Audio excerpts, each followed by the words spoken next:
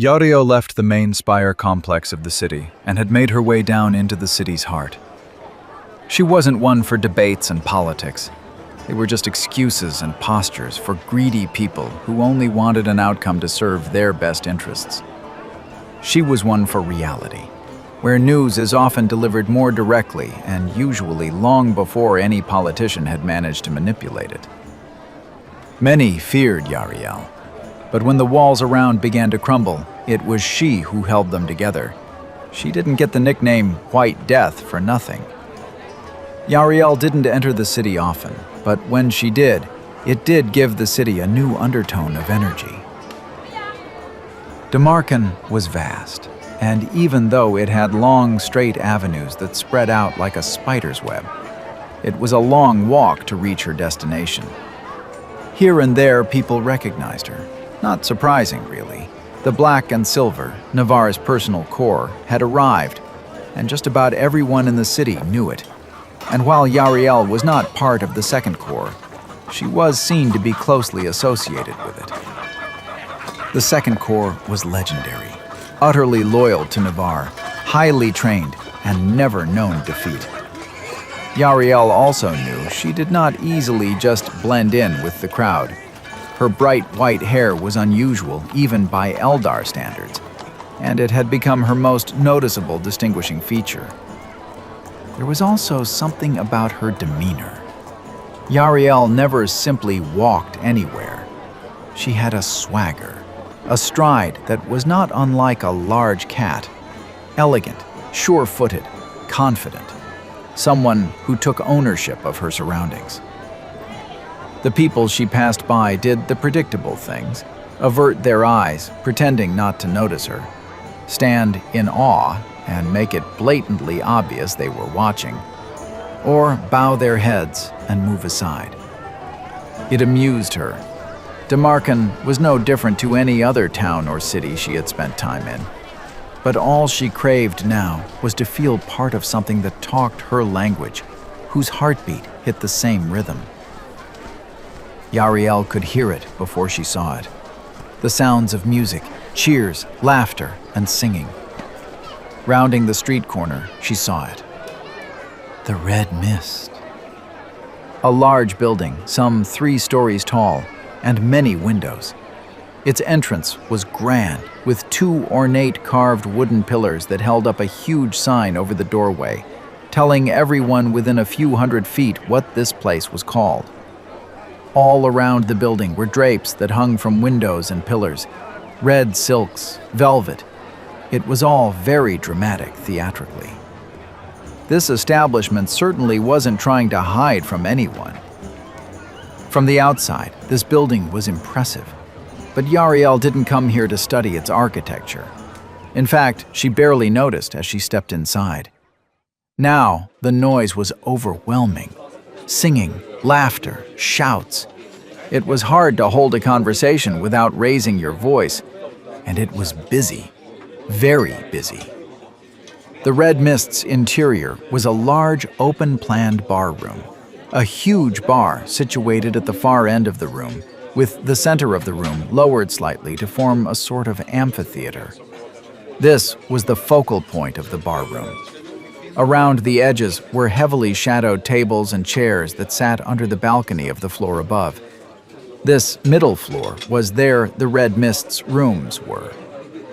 Easy to mistake it for an inn until you looked around the place and saw the large number of beautiful young women, scantily clad and flirting heavily. Yariel's eyes moved around the room while making her way through the crowds to the bar. The barkeep saw her approach and offered a friendly smile. "Evening, miss. What can I get you?" "Water. And a room." She too had to raise her voice to be heard, even though the barkeep was inches away. "Your usual room, miss?" the barkeep asked, handing her a glass. She nodded slightly, took the glass, and savored a sip. The barkeep slid a key across the bar, and Yariel tucked it inside the waistband of her pants. Then, offering the man the faintest of smiles, she edged her way to the staircase leading up to the balcony of the Red Mist's many rooms. Yariel walked to the balcony overlooking the floor below. Leaning on the rail, she placed her glass on it, and resting her shoulder against the upright beam to her left. Now she could see everything. Men and women flirting, singing and dancing, wild bar games with many competing around tables, all huddled in with a few here and there placing bets. And the occasional signal among these people, as they clearly spoke a language better suited for such loud places. Here and there she could see soldiers of the black and silver, clearly enjoying and indulging themselves with everything the establishment had to offer. Literally everything. Taking another sip of water, she scanned the room once more. There she was, stepping out from under the balcony on the far side of the room and back into the light. A beautiful woman with long red hair cascaded down over her shoulders. She wore a red dress with a low, revealing top. It was full length, with a deliberate cut down one hip to reveal a thigh. Her leg had a lacy black stocking that stopped just high enough to show a little flesh. This woman knew how to tease, and probably more importantly, distract. Yariel's eyes followed her for a few seconds, then looked away again. But every now and then a glance would be cast in this woman's direction. She didn't need to relocate her again in the crowd. She just knew where she was. This woman was clearly well known, possibly the owner of the Red Mist, moving between tables, greeting, laughing, and giving the occasional flirtatious cuddle to the men and women who she came across. Green eyes and a vibrant smile made her look everyone's friend, but Yariel was not dumb. She could see what many didn't. The occasional laugh as she turned her head, her eyes would meet a working girl's eyes from across the room. That girl would vanish through a door. So subtle, so well rehearsed. Then a conversation with a man and one of the girls. Laughing, she tapped the table twice with 2 fingers, whilst the couple got up from their seats and made their way upstairs. 2 fingers tapped twice. Room 22. Yariel's gaze followed the couple. He was a rich merchant who probably just arrived from his travels. She then noticed a small girl vanish down the corridor just before the couple reached it, and they too went out of sight. Yariel looked away with a slight smirk on her lips. Secrets never stay hidden long here, she thought to herself. Turning her attention back down to the floor once more, she finally caught the red-haired woman's eye. It was the slightest of glances before eye contact was broke again, but long enough for Yariel to subtly scratch her left elbow with her right hand. The woman below was now slowly making her way through the tables towards the stairs. No rush, no urgency. She gave one young man a gentle kiss on his cheek and made her way up the stairs. The man moved to follow her, but one of the working girls already slid her arm around him and was guiding him away with who knows what promises. Yariel continued to gaze around the room below, aware of another presence on the rail to her left side, a supporting beam making a simple but effective barrier between the 2 women. Just as well, I am in no rush. Yariel said quietly, raising the glass to cover her mouth. No eye contact was made. Her eyes continued scanning the room. My dear, you can't rush perfection, Came the woman's reply, settling in and leaning forward to watch the room also. You're right, Lenny. Hence why I have plenty of time. Yariel replied calmly. Lenny rolled her eyes slightly. She got Yariel's humor. Many didn't, but Lenny made a life out of reading people, and Yariel was no exception. So, Yariel began, raising her glass to take another sip. what do you have for me? Lenny saw someone in the crowd below and gave a friendly wave, but she didn't miss a beat and replied to Yariel at the same moment. Driftsguest. Laminith, yes? Well, she is creating a storm behind the scenes. Yariel said nothing straight away. She took a moment to breathe before replying. Go on.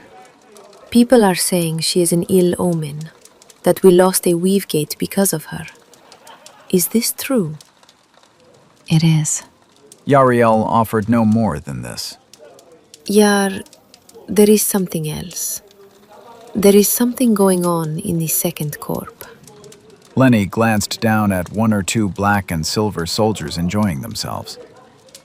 What do you know? Yariel followed her gaze to the few soldiers scattered around. The black and silver are too well organized, too disciplined. Yet there is a growing amount of miscommunication. Yariel frowned and shifted her body weight to the other foot. It was a moment, blink and you would miss it. Yariel had returned to her stone face self. There are reports that the corps either don't show up where they are ordered, or they arrive too late. Usually after a bandit attack or something. Yariel listened and seemed to digest this in her mind. And Licinian. She has had her usual spotless reputation tarnished lately. Other generals are openly questioning why Navarre keeps her in her position. Because she is good at her job, and the men trust her. Yariel slowly turned around and leaned back on the balcony so nobody below could read her lips. Focus on Saddleworth. It's where the Corps is heading next. Where the corps is heading? But what of this girl? You and Navarre. Where are you heading? Lenny asked. She did not turn. She remained focused on the crowd below. West. Lenny knew not to probe further. If Yariel wanted to disclose, then she would have. Navarre is sending Licinian to Saddleworth. It's close enough to this city, but far enough to make others think the Second Corps is not watching. Lenny now raised her glass of red to her lips to mask the conversation. Aquila? He thinks Aquila is watching, doesn't he? Yariel did not answer, at least not directly to that specific question. Damarkan has spread its armies out, Lenny. All 10 corps are out of position. Not a single one within 3 or 4 days' march from the city. Lenny smiled and waved again to someone who called out to her from the floor below. But we are not at war, my dear. And there is no word to say Aquila is posturing. You know something I don't? Do, please, share. Aquila is not stupid. Our armies are spread out. We just lost a gate. I am no longer patrolling the borders. In fact, several of the guardians are not. Lenny cheered and raised her hands in applause. The crowd below erupted in cheers and stomping of feet. Merrymeet now took to the stage and was preparing his songs for the night. Lenny knew this was perfect. All eyes and ears would now be on him. Strike? Why? What is the motive? Lenny asked, still cheering. I don't know. There are many questions that are not answered, Lenny. But I'm not one to wait for answers. I have a feeling if we wait to get them, it will be too late. And you think this Lamanith is linked to all of this? Yariel did not answer immediately. She waited to hear the opening line from Merrymeet. Oh, there's a tale the miners tell, with a grin and nervous cheer, of a world beneath your boots, my friend, though it's best you don't go near.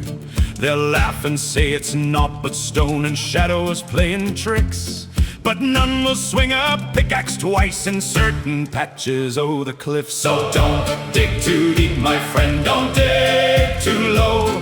There's places down below where wiser folk won't go. Laugh it off, take one more round, pretend it's all pretend, but don't dig too deep, my friend. Yariel smiled. She liked this song. It was rowdy and made people relax. I don't know, but Lamanith has caused a quiet storm here. It would be foolish to think spies haven't fed this back to Aquila. Lenny finally let her gaze wander across to Yariel. She knew her well. Yariel was always cautious, always on guard. Nothing was ever as it seemed. But she also learned to trust Yariel's instincts. When things turned bad, she was usually the only one ready with a plan. Time for me to get some rest. Yariel said quietly. pushing herself off the banister to stand upright. Lenny had already noticed the key tucked into her waistband. And I have some letters to write. Yariel said nothing more. She just nodded and placed her empty glass on the rail before sauntering away into the back of the building. Lenny watched her.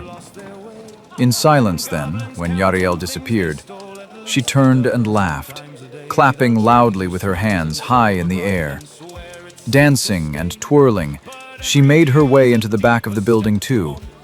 But the moment she was out of sight, the mask dropped and she made her way to her study.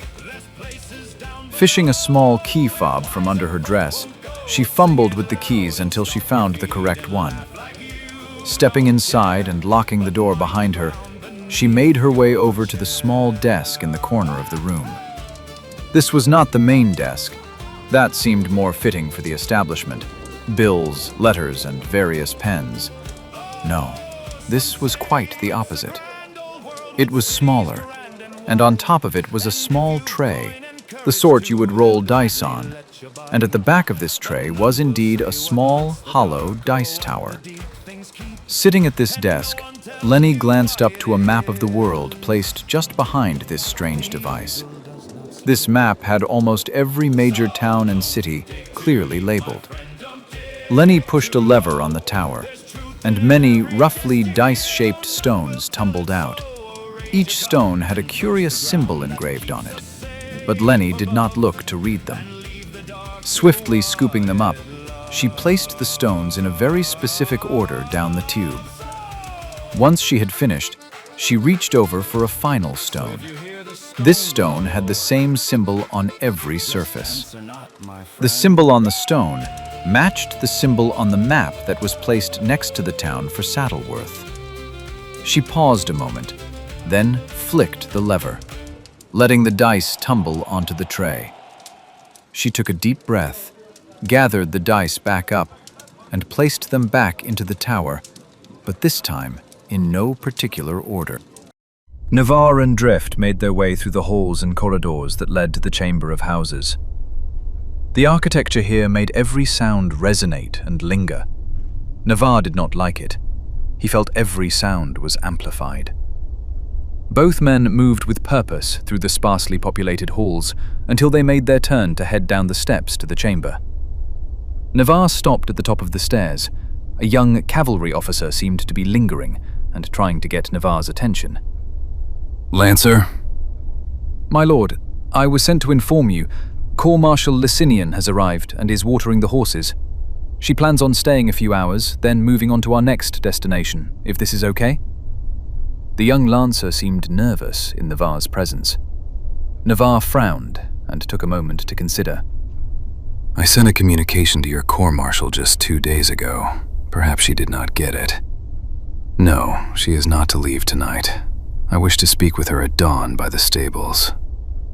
The lancer nodded. Dawn at the stables, yes, sir. I will send word to her immediately. The lancer gave a short salute and scurried off in the direction the city garrison. Communication breakdown? Drift asked. Navarre watched the young man, but said nothing. Shall we go inside, old friend? Navarre didn't move. His eyes were still focused on where the lancer had been. Now, of course, an empty corridor. Yes, let's get this over with. The 2 city guards stood at attention and gave a unified stomp of their boots. Upon hearing this sound, there was a loud clink, and the chamber door locks were released. The doors began to swing open. Both men stepped into the chamber, which was now completely lit. There was a bustle and muttering of lowered voices, which fell silent as soon as the men entered. All 12 representatives were seated, watching both Navarre and Drift as they approached the speaker and stood beside him. The chamber doors closed one more, and the speaker gave both men a regal bow, then turned to address the chamber. Houses of Damarkan, representatives of Damarcus, thank you for attending today's meeting. The speaker recognizes Drift. You may now speak. The speaker bowed his head once more and stepped to the side of them. Navarre hated these meetings just as much as Yariel did, but unlike her, he could not escape the egos and power plays. He had to endure them. It was what they expected of him. Still, he was happy to let Drift lead the meeting and share his discoveries with them all. The chamber went into a hushed silence as Drift began, explaining how Lamanith was found and the reason he left so suddenly, and of course, the moment he was waiting for. The broken gate. Instantly, the chamber went into a frenzy of voices, panic, anger. "I knew it! What does this mean? Can it be fixed?" were just a few of the voices Navarre could make out. Drift held up his hands, trying to calm the voices down so he could continue. Navarre's eyes watched the room. This was the moment he had to pay attention. Who was listening to Drift? Who had made their minds up? Some were blatantly ignoring Drift and conversing among themselves. Others were making notes, and a few, just a few, were listening quietly. Perhaps a little too quiet. These people were prepared. They already had an agenda. These were the ones he knew would be the troublemakers. Drift continued to speak of their plan, to get Lamanith to the old gate, and again he read the room. House Seraphel seemed engaged. He thought they might. The sages and historians always wanted to learn more of that unknown isle. Kalis and Caldrain, the houses of law and military command, were not acting as he expected. They seemed calm. This didn't faze them, and he got the impression they already had a plan. The rest of the houses and representatives jostled and muttered among themselves. So that is our plan, Drift said. We will take the girl to the old gate and try to fix this. Any questions? Navarre winced. Here it comes, he thought to himself. Immediately, the chamber erupted into chaos. People shouting over each other, arguing and pointing. Pandemonium reigned. But Navarre was paying attention. House Kalis was not getting involved with the finger-wagging or blame. Now Navarre looked around for something else. Starhaven, Seraphel, Therin, all were watching him. One by one, they gave him a subtle nod. Navarre knew there was still support. The speaker stepped forward and finally managed to get control of the chamber again, ordering for them all to sit down. Each house may ask one question, he called. The speaker recognizes House Aurelian of the merchant sector. The man from House Aurelian rose and cleared his throat before addressing Drift. Marjorie Drift, it is clear this woman poses a danger to our lands. Why are you proposing she is sent far west when we have a gate here, the Eldar Gate? There were murmurs of support to this question. Drift smiled and nodded. Yes, this is the obvious answer. But as I said, Lamanith passed through the Ashwine Gate and destroyed it. This is our only stable gate. We run the risk of destroying our only link to the Weave. So we will take her far west and try the old gate. She will be far away, so she can't be considered a risk. Orline sat down. Navarre couldn't tell if this answer had been enough to satisfy him, but it was early days yet. The chamber recognizes House Caldrain of the military sector. Caldrain rose and bowed to the speaker. Drift, we have listened with interest, but we feel she is a danger to the public. We urge caution and ask to have her arrested and held until such a solution can be made sure. Drift shook his head. I don't agree with imprisonment, and it serves no purpose. We can't reach a solution here. Our very best chance for a solution is to take her to the Titan Spine. Every moment she remains here, she is damaging the very reality of this world. Arrest is not the answer. The chamber will now hear House Seraphel, came the speaker's voice. Seraphel stood and gave a bow to both men before addressing them. Marjorie Drift, the Titan Spine is an island nobody has gone to, at least as far as we know.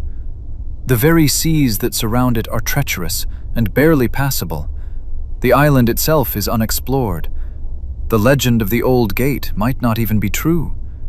How can you be so sure you will be able to fix this girl, let alone reach the gate. Drift placed his hands calmly behind his back and smiled.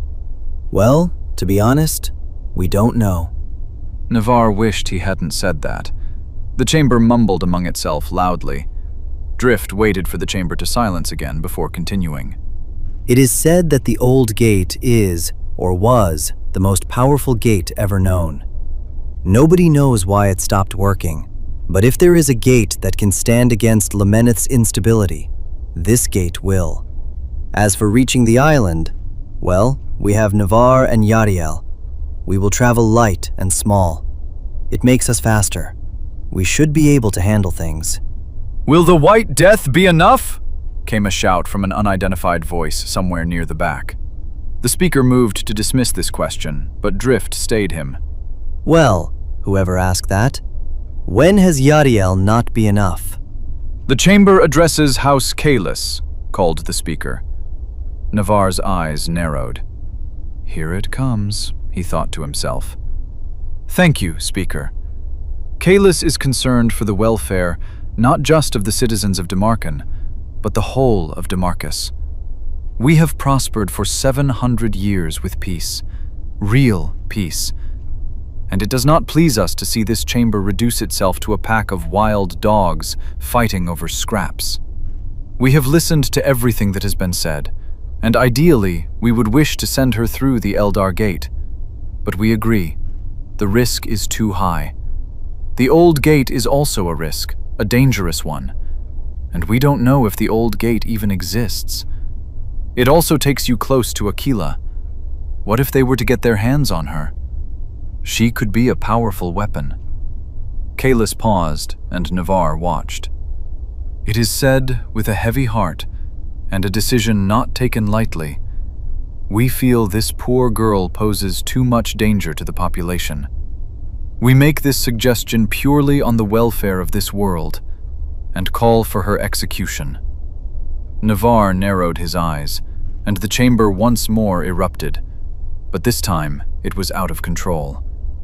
Drift tried to call for calm. The speaker was shouting orders to various houses to sit back down, but none were listening. Navarre watched it all, the fighting and arguing. Most of it was random, but he felt it and saw it. Some of this was designed. Drift and the speaker tried again and again to calm the chamber, but it was fruitless. Eventually, Drift sighed, and Navarre saw his shoulders visibly sink. Drift was defeated. Enough of this! Navarre shouted, slamming his fist down on the lectern in front of the speaker. Listen to you all! Nothing more than spoilt children! Instantly, the chamber fell into silence. Navarre glared, fist clenched with rage, as he watched the chamber members return silently to their seats. Not a single one of you deserve the rank you were given. Not one. The silence was deafening. This is not how Damarkan is meant to function. This is not the gift I gave your ancestors. Navarre was struggling to regain his composure, as each one met his gaze and lowered their heads. Taking a breath, he lowered his voice once more and continued. This land, this city, is a city of hope, a city for freedom, a city to protect the innocent from oppression. You are meant to be protecting people like her from Aquila, not from your own administration. Navarre stepped around the lectern and walked up to the first row of benches. We have given you a plan. We do not know if it will work, but as long as there is hope, we will stick to that plan. Do you all understand? Nobody answered. And if anyone tries to harm her, they will answer to me, and I am not in a forgiving mood right now. This is not a proposal. This is not a debate. We are taking her to the Old Gate. Navarre glared and stared at the people before him. House Kalis slowly rose to her feet. Being in the front row, she stood face to face with Navarre. Lord Navarre, you have my deepest respect, but the law and the world has moved on 700 years. your promise, your service to this city and this land cannot ever be repaid. But do understand, we act in the interests of... You act in the interest of power, leverage, and influence. Navarre growled, their faces just inches apart. Kalis met his gaze and showed no fear, standing her ground against him. Go on, Kalis. Try it. Let's see if you really do have the confidence. Navarre whispered. Navarre, pleased, listen. We work together to reach a conclusion for the best interests of us all. Navarre tilted his head slightly. Is that why you held a secret council and misdirected other houses to meet me and my corps as we entered the city? Navarre saw it. She was crushed in but one sentence. House Northfire erupted. What? What secret meeting? Seraphil also joined in. You said they weren't invited, not misdirected. Navarre watched in silence as the chamber erupted again. But this time, Kalis was not calm, not confident. She said nothing and sank into her seat, but he knew she was going to be fighting for her political life very soon. Giving Drift a nod of his head, he turned to leave the chamber, but stopped when a clear voice spoke through the noise. Navarre, if you will please listen. House Theron has a request. Turning around, the chamber settled back into their chairs to hear what House Theron had to say. My lord, you have given us your honesty, and we here at House Theron support you. But if this house, this city, is to put their trust in you, can you put your trust in us? Navarre turned to face the house directly. I am listening.